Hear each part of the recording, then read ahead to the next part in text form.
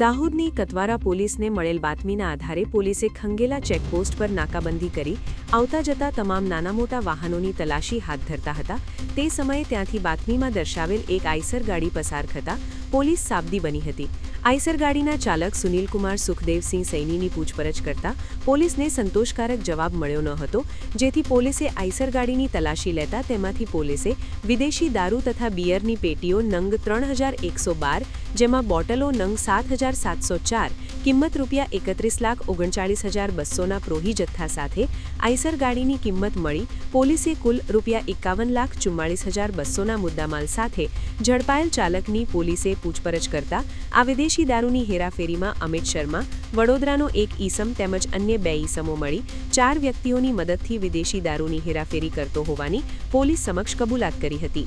આ સંબંધે કતવારા પોલીસે પ્રોહિબિશનનો ગુનો નોંધી આગળની કાયદેસરની કાર્યવાહી હાથ ધરી છે। રિપોર્ટર જયેશ ગારી।